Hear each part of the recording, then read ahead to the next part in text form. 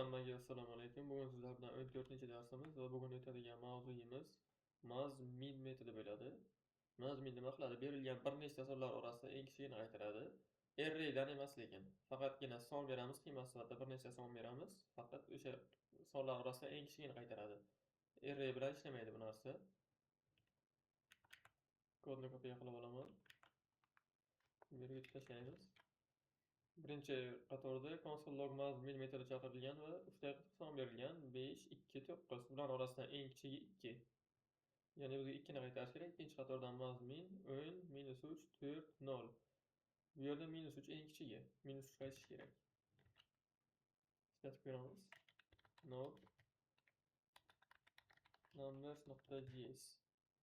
Mana birinchi qatordan 2 ni qaytardi, ikkinchisi esa -3 ni qaytardi. Ya'ni buni oddiy ishlash shunday.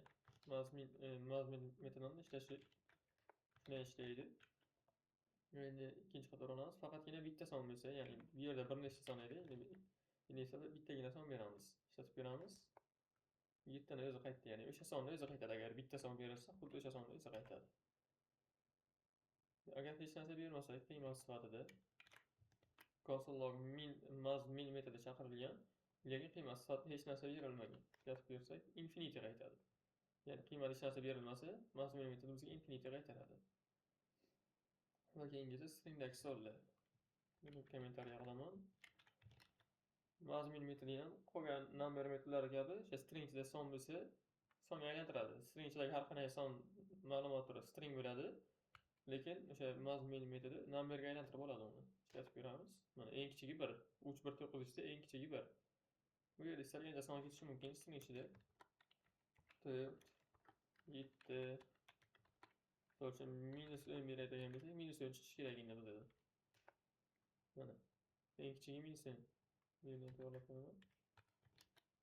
Bu yerni kommentariya qilaman. Va agar to'g'ri qiymat berilgan bo'lsak, buni kopiya qilib olaman.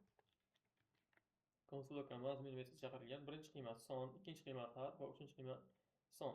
Ya'ni orasida bitta harf tushib qolsa ham endi solishtirib olmaydi. Mazmin metodi faqat sonlar bilan ishlaydi. Agar orasida bittagina harf tushib qolsa ham uni solishtira olmaydi va not a number xatoligini qaytarib yuboradi. Mana.